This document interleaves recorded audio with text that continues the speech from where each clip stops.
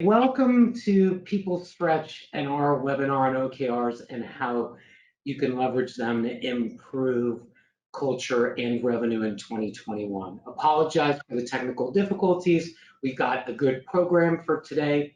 We are experimenting with a new format.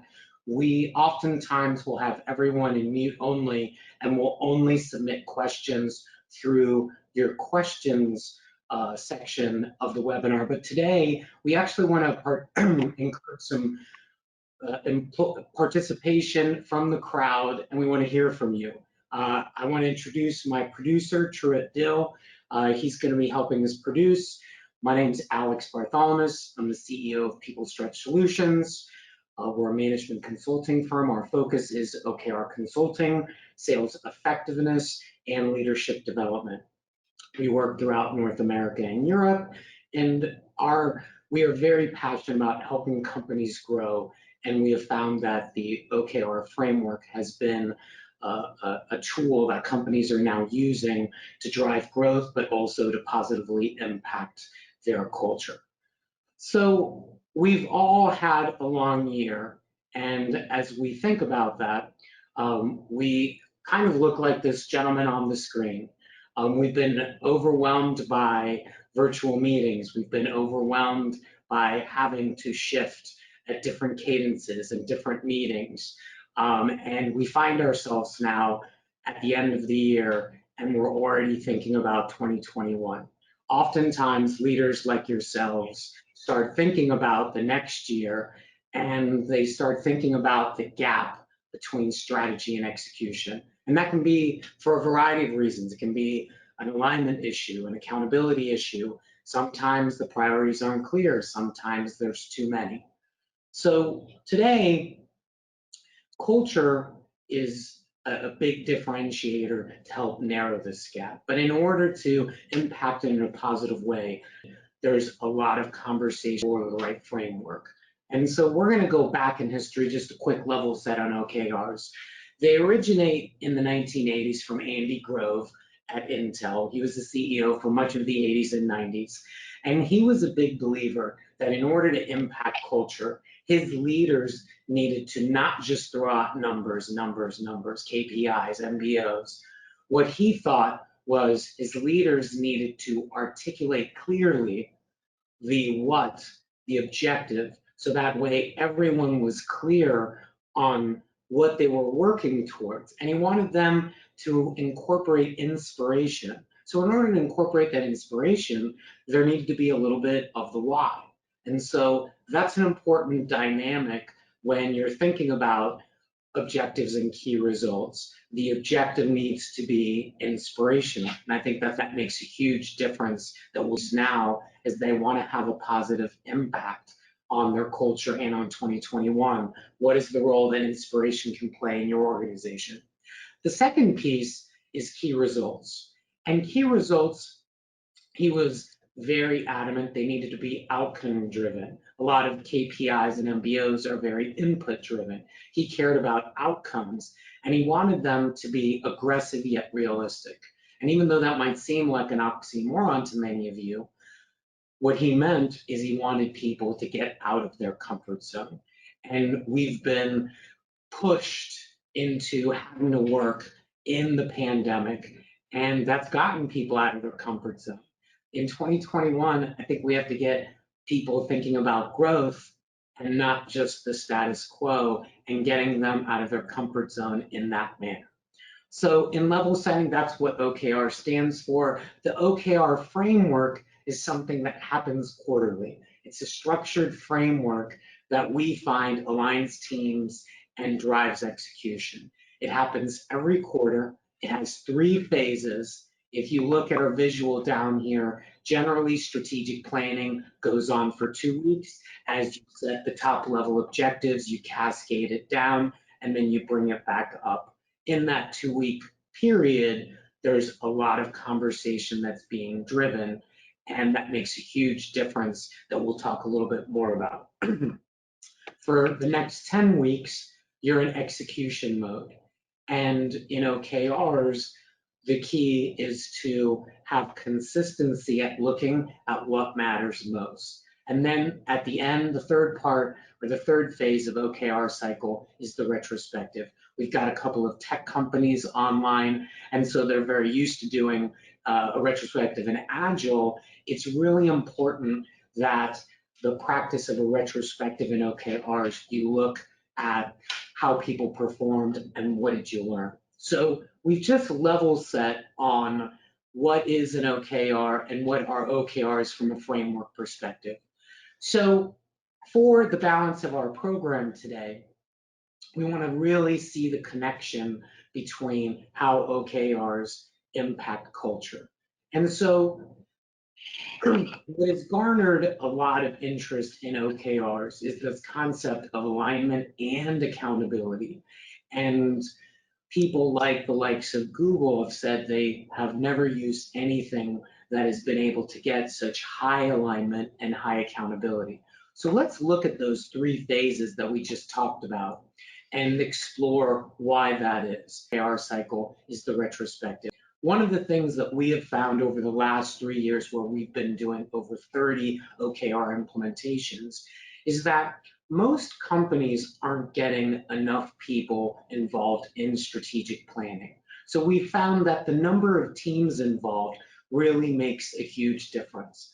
We've also found that by getting more people involved, they just can't be involved by attending. They actually need to participate in the conversation. And so the number of conversations that are happening in groups, individually, that goes up in OKRs. So by having more people involved and more conversations, you're finding yourself in that high alignment, high accountability area that a lot of leaders want for their organization. So that's how OKRs impact culture, by bringing alignment, bringing accountability in the strategic planning process. Now, in execution mode, a lot of companies already have, yep, we've got team meetings, we've got one-on-ones. The challenge is that COVID has caused organizations to reduce frequency. In some cases, we've seen some of these meetings eliminated outright just because of meeting fatigue. We're at a point in time for 2021, we need to look at the frequency of our team reviews, and we need to look at that frequency of our one-on-ones. And we really need to ask ourselves, are we at a place where we can start bringing them back, and in some cases, increasing the frequency? Because as you increase the frequency, you're seeing how you're getting into the high alignment, high accountability zone. And then finishing up in retrospectives, we found that even though there's a lot of companies that are doing strategic planning, and they're doing it maybe as frequently as every quarter, they're not taking advantage of having a retrospective in which they actually track the number of wins and they actually track the number of learning lessons that they might have learned from falling short.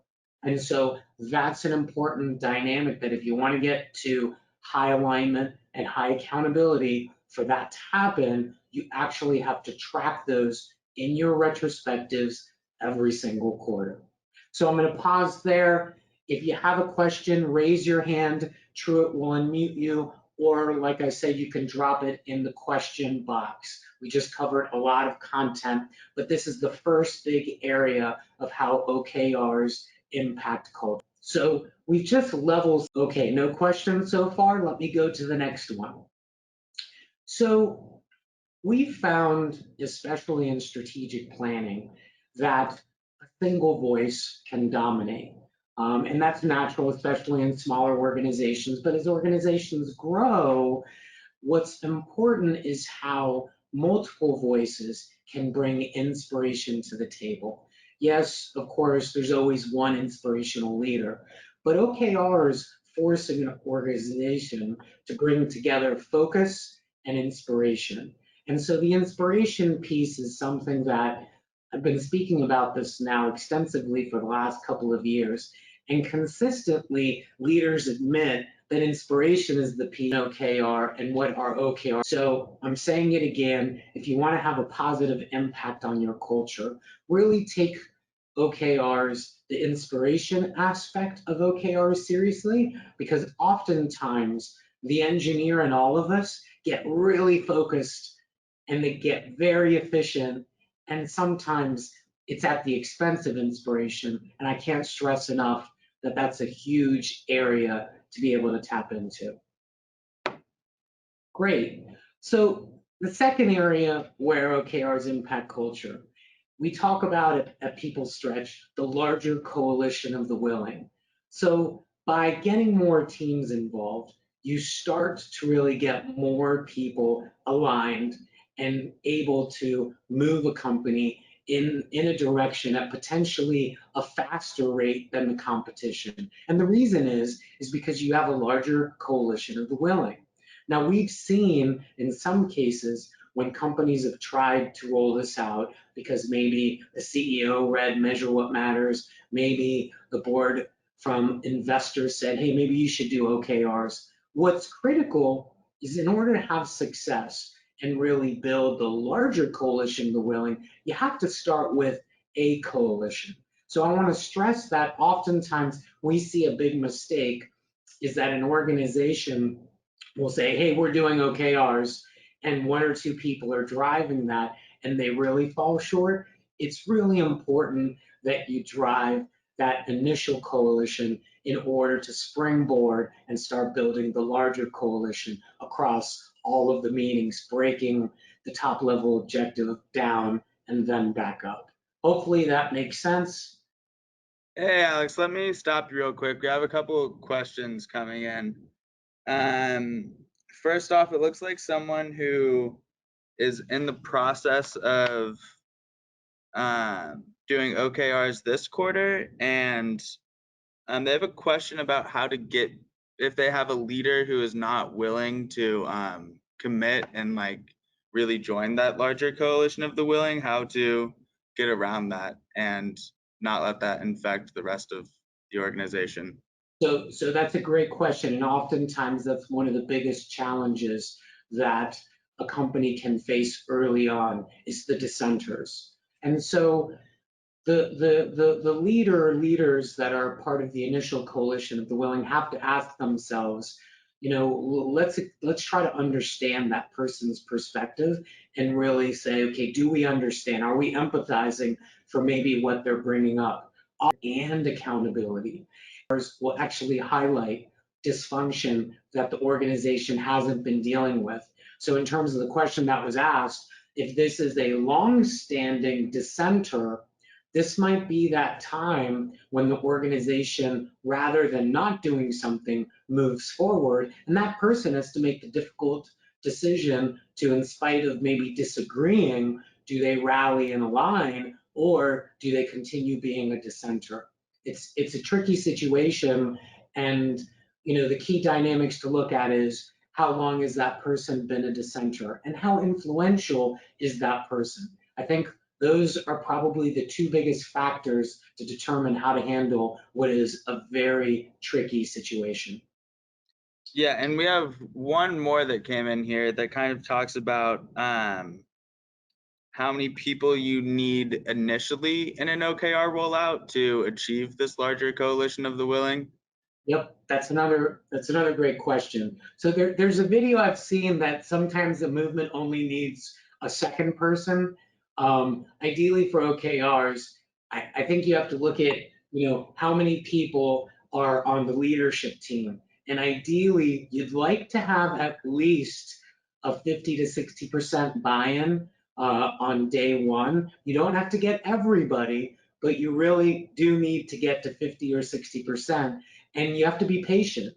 I think in our experience, probably in 2019, let's take a non-pandemic, in 2019, across all of our engagements, we saw on average that we got to a 65 to 75% level.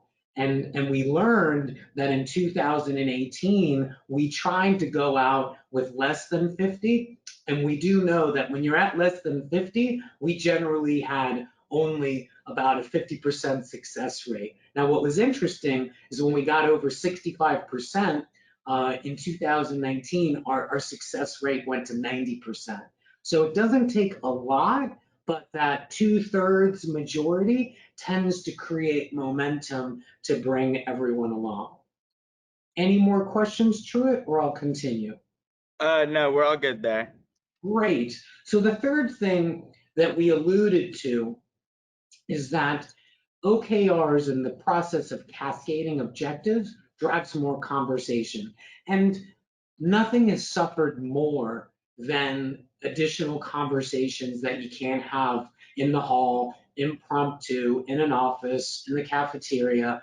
All of that has largely disappeared. And sometimes a lot of those conversations are casual, but a lot of times they can morph into very meaningful strategic conversations. So what we encourage, certainly through OKRs, and once again, companies don't have to do OKRs to stimulate this, but in OKRs every quarter, you're stimulating a lot of meaningful conversations at the top level, and then you're breaking it down, hopefully down to the front line, and then coming back.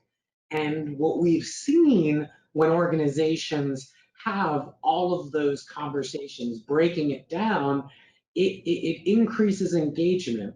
It increases engagement, and it doesn't necessarily mean that everyone agrees, but the fact that people are talking about disagreements, the fact that people are talking about maybe unintentional misalignments, that serves as almost team building that an organization gets to do in strategic planning. So it's not a one meeting, one and done, let's go do an offsite. What's really important is to take the full 2, sometimes 3 weeks and really make sure that your organization is having the right conversations at the top and then pushing it down and then ensuring it comes back to really listen and to really focus on what's being said, so that way it can continually be smarter in updating its OKRs and making sure that they're architected for success. So the fourth thing that we talk a lot about is how OKRs drive greater individual commitment. In the strategic planning process, the final meeting is called an OKR team share. And this is something that PeopleStretch came up with, that we noticed in other methodologies. We saw an absence that the number of teams involved transition from planning to execution. And even in OKRs, it's an informal. Well, we believe that it needs to be formal, and there needs to be a meeting where people actually make a commitment, and they make a commitment in public to their peers. So what's very powerful about making that commitment in public and to their peers is, first, it encourages peer accountability. If you have a group of A players, one of the things that A players don't like is that they don't like to see people who make commitments that don't keep them, because they're very committed to what they say. They do what they say. And so by incorporating peer accountability at that end of the strategic planning process, that's a very powerful mechanism that tends to drive more accountability and more growth. The second thing is that this is the gateway of transparency. And we're going to talk a little bit more about transparency in the next slide, but it starts the power of making a public commitment. And we all know that when we tell people about what we're going to do behaviorally, there's science that validates that your chances are almost 70% better when you make a public commitment. So when you have that kind of science in your favor, I know it's a little scary because you might not get there, but when you put yourself out there, that transparency is a pretty powerful gateway. Hey Alex, we have a couple more questions coming in here. To start, we practiced and created OKRs for a year from executive leadership down. Since COVID, we have dropped the OKR initiative and wondered if you had some suggestions on how to get the executive leadership to adopt these again. I actually need to participate in the For me to motivate and stick to a plan with my team, which obviously is something that I imagine this person is struggling with due to virtual work environments. So Absolutely. So, executive teams, That's a difficult question to answer in totality, and we might have to take it offline, but let me just take a couple stabs at it. I think first, an organization has to come together and ask itself what they did for COVID, is it sustainable, or what is the right operating model for 2021? This morning, I was speaking to a CEO roundtable, and it was clear to me that the 10 people there all believe that there is a growth opportunity in 2021, and they must do more. They must do more in order to drive growth. So I think the 2021 outlook does play a role in this, because we certainly have had some clients that are in rough shape, and they're in rough shape because they're in the events business. I mean, there's a lot of industries that are not as optimistic as maybe the roundtable that I was in. So the outlook for 2021, that's an important dynamic. The openness to how much risk. So by having consider, because it's a whole lot easier to adopt something you know than attempt to adopt something new that nobody knows. So I think those would be my starting points, but drop me an email in the question and I can follow up with you with some additional suggestions. Truett, we had another question. Yeah, we have one more. How do you get individual commitment in a large organization? So oftentimes you have to architect it from having more than just one OKR team share. And so just like we'll talk a little bit later about retrospectives, you want to have the number of OKR team shares across, at the team level, department level, and then leadership and executive leadership. So you do have to do more meetings, but in order to get an ROI, you really need to think of it from a multi-level perspective than one single meeting. So, and there's also practice involved, because certainly I wouldn't encourage that at the very beginning, but we would certainly encourage it to work towards it. Okay, are we in good shape, Troy? Yep. Awesome, let's continue. So we talked about the notion of transparency. So, we at People Stretch work on sales effectiveness, and sales teams of any department are the most used to transparency, and everyone's seeing the numbers and everyone's seeing each other's numbers. What's great about OKRs is that most organizations open up how everyone is doing OKRs, so everyone gets to see how everyone's doing on their OKRs. And not every organization is ready for that, but team transparency, I believe, is an amazing performance accelerator, and it positively impacts culture from the standpoint that everybody gets to see how everyone's doing. Now, we hope that with transparency comes compassion, comes empathy, comes support. We do not want to create a Darwinian dog-eat-dog world where only the strong survive. The purpose of the transparency is so everyone wins, not to highlight the winners and make fun of the losers. So it's important that the organization be mature enough in order to take advantage of transparency.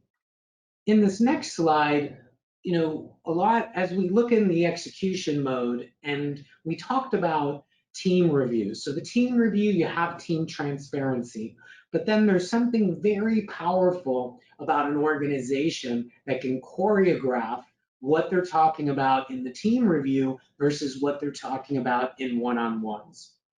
And so that the power of team transparency is very much at work. And I want to highlight that in terms of when you're thinking about team transparency, and then when you're thinking about potentially the individual accelerator aspect of a one-on-one. So in one-on-ones, OKRs force you to master them, to bring better content, better conversations, better feedback, and even consider leveraging recognition. We see over the last 3 years in most organizations, once again, I'm not saying every, but we see the rigor of one-on-ones really start to sag the lower you go in the organization. and you really see one-on-ones turn into a status meeting. And what's critical in OKRs is you implement their CFRs, which is really focused on improving conversations, improving feedback, and improving recognition. So key team meetings, we've got one-on-one, that your most important asset, your people, you're able to get more out of them thanks to the information that you have in front of you. Hey, Alex, I think we missed a question. Okay.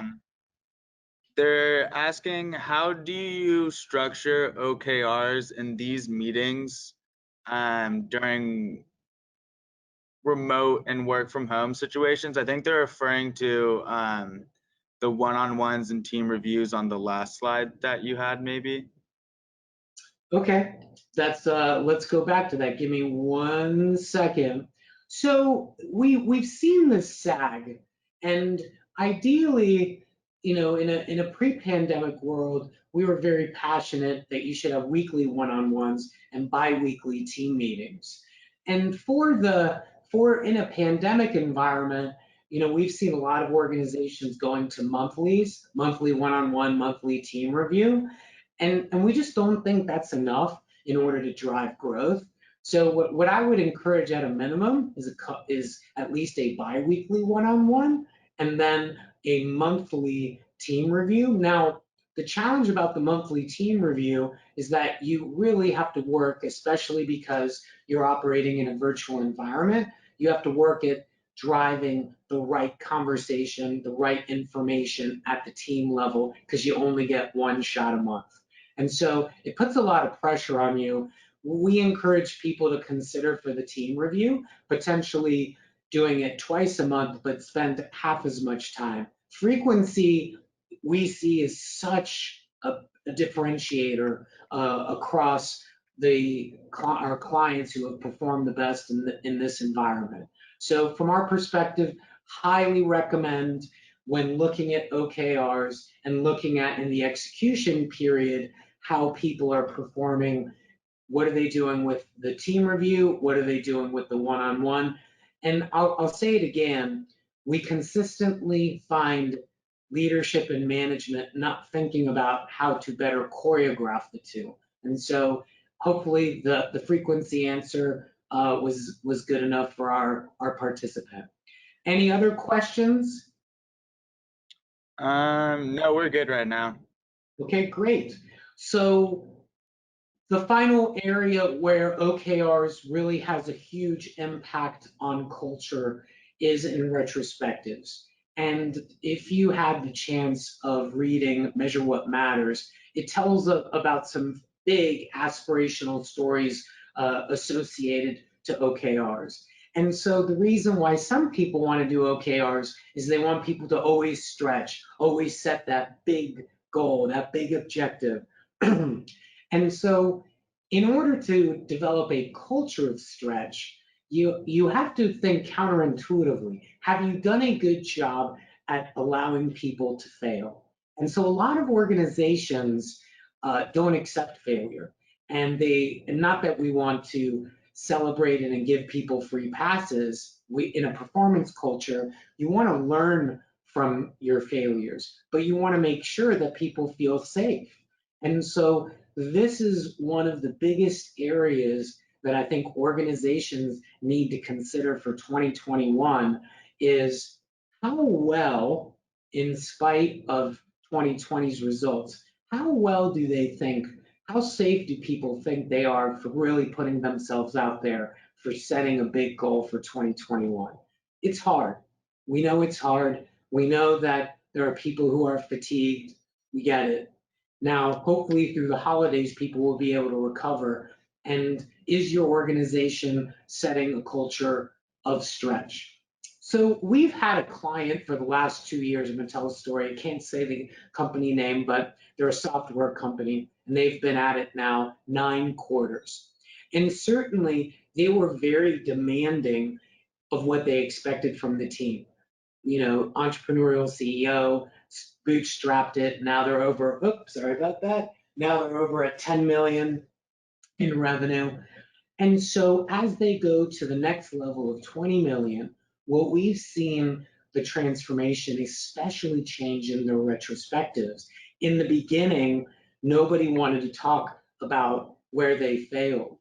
And they really couldn't have adult conversations to really maybe identify that it's possible people failed because there wasn't alignment. It's possible increasing the frequency because there were unintended misalignments, that the person didn't get the resources that they needed, that maybe the CEO dumped way too many priorities on them.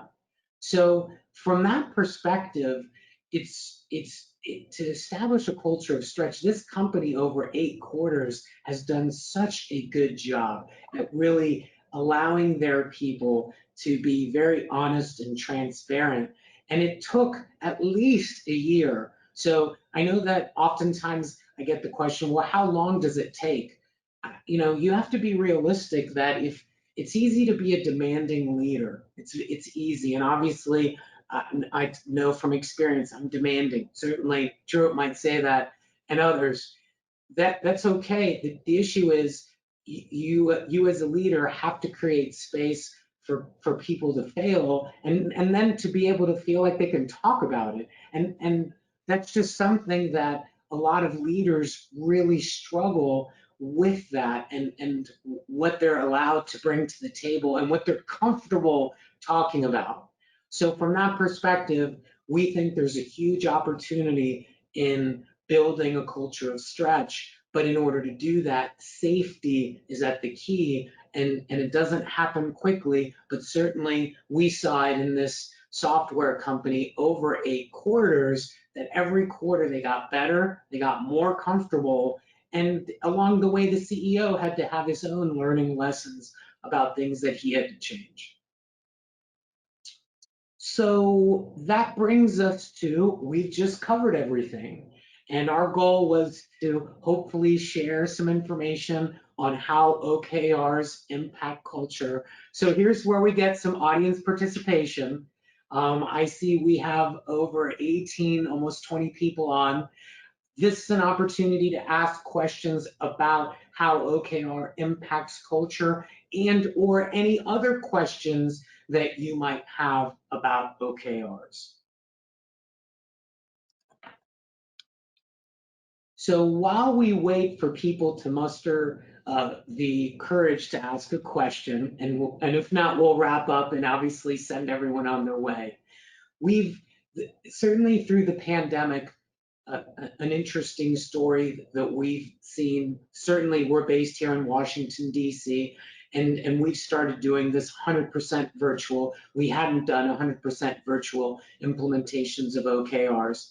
But what we have seen is that anytime when you ask people to talk about things that they can impact, so there was a common theme here. It's about people engaging, and really, as every quarter, they're not going to impact the performance, the culture, and what's their impact. The meaning that OKRs have given people through the pandemic, we're ecstatic at what we've seen. And certainly we've had some companies thank us for starting OKRs pre-pandemic, because it's helped them, one, stay focused, and two, have better conversations, especially in the second quarter, April, May, and June. Those were some dark times that I'm sure everyone on this call had some serious questions about, maybe the viability of their business, the uncertainty. And so the power of conversations has such a big difference on culture. Truett, I see a hand or two. Yeah. We have Adam Pressman with the hand up. I'm going to try to turn on his mic real quick. It doesn't look like he's dropped anything in the question box. Adam, can you hear us? I can. Alex and Truett, can you hear me? Yes, Adam, good to hear from you, sir. You too, Alex. It's been a long time. I was curious about how you assess the company's ability to deploy OKR. Are there tools that you use to go in there as a sort of a gut check that you yourself do? So that's a great question in terms of assessing, actually track the number ready for OKRs. I think we look at three things. We look at, where is the executive leader? we look at where the leadership team is, and then we look at where the organization is in terms of systems, in terms of what are they using to manage the business. And so oftentimes, if an organization has OKRs, generally compared to some other goal frameworks, are more lightweight. And so if the CEO likes technology, if the CEO is process oriented, if the CEO wants structure and is willing to invest time and energy, that's good. That's one of the three elements that's needed to make it successful. The second is, what does the leadership team want? Just because the CEO wants it doesn't mean the leadership team's going to want it. And so that's where the buy-in, because the coalition of the willing needs to be a majority of the leadership team. And so what we look for is a leadership team that recognizes that it would benefit from a structured approach to setting goals and then having accountability. Because inherent to the accountability of OKRs is you're looking at it every quarter. And so that's an important dynamic. Third is the organization. And generally, if you have an organization where there's a genuine desire for growth, growth, and we OKRs are very synonymous with growth. Growth has to be something that culturally at all ranks people want. Because if there's not a desire for growth, we've seen firsthand even this year the transformation that an association client has gone through. And it's been they've had some struggles as they're making it through the pandemic, and not everyone in the organization, CEO, executive director was aligned and ready, leadership team aligned and ready, but everyone else wasn't necessarily. So that's why we can't discount this. It's not enough that you have the first two things. It's the third thing that we hope that, culturally the organization wants to grow and wants to move forward. Hopefully that answered your question, Adam. I turned his mic back off. We have a couple more questions in the question box though. Yes. The first one, and this is kind of a tricky one. How have you seen the ROI of OKR programs measured? For example, we can prove with data that we are better off today than if we didn't implement OKRs. So can you just repeat that question one more time? Yeah, sure. How have you seen the ROI of OKR programs measured? Okay, ROI, great question. So when the sales is the easiest because they look at the key results. And a lot of times when you look at the specific key results by department, sales is the easiest to calculate in dollars. There's other departmental key results that might or might not have been present. It gets trickier when there wasn't a measurement. So companies that are less sophisticated, that don't have rich data sets, those are a little harder to be able to measure. But generally, you're able to measure improvement efficiency because OKRs wants to focus on outputs, and outputs can generally be tracked to inputs. So Paul, we can take this offline, and I can tell you a few other things that we've seen that I think are good considerations. We've got another question I see. Looks like, do you recommend a type of management office to monitor and reinforce the rollout and cascade across the organization? So great question from Rebecca. So we believe for enterprise organizations that there needs to be at least one at 50% OKR champion functioning like a PMO. So for me, the larger the organization, I could make a case for a full-timer and OKR champions. So a full-time PMO dedicated lead, and then designated super users that are champions that will help.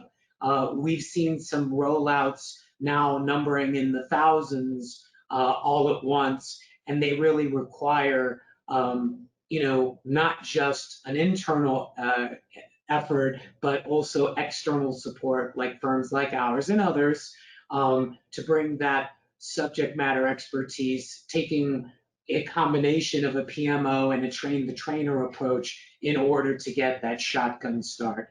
We're very excited by the increase in adoption of OKRs across certainly the United States, and based on some coaching relationships we have in Europe, there's a significant increase in adoption there.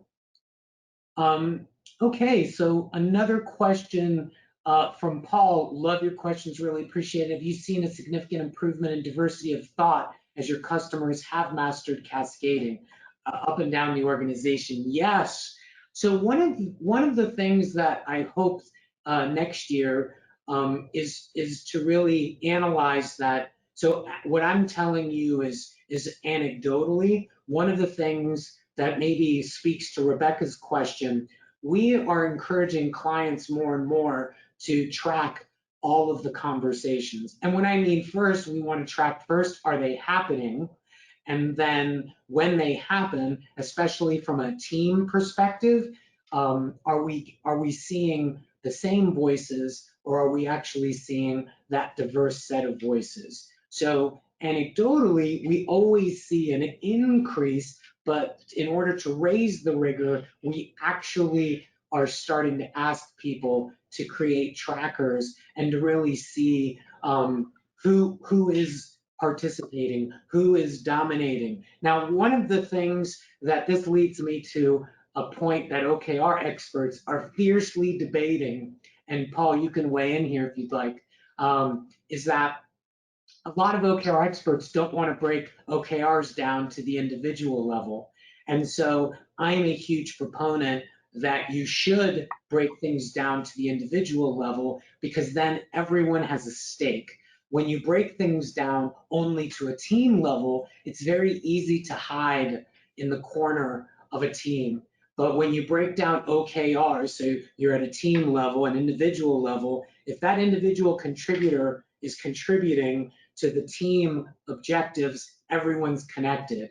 So because we promote that, we see diversity, but I understand that there's a lot of OKR practitioners that are not going down to the individual level, they're stopping at the team level. And I wouldn't be surprised if at the team level, the normal leadership is dominating. So that's why we're encouraging organizations to be intentional, track who is participating, and work diligently at increasing engagement.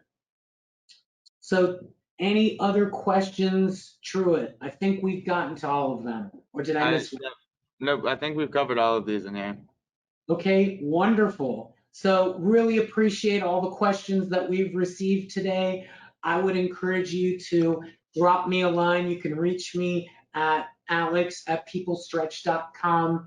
I'm happy to share a copy of the slide. Just draw me an email, and certainly would welcome a follow-up. If you want to learn more, you can reach out on our website and click on to schedule a consultation. But like I said, I think there's a huge opportunity for 2021. Even if you are in an industry that has been greatly impacted, be patient. The end hopefully is near, and all of us have to leverage the opportunity in front of us to have a great 2020-21. So Truett, thank you for being a great producer. Appreciate you putting this together. I want to thank everyone for attending today, and I hope everyone has a good rest of the week. Thank you very much. Take care.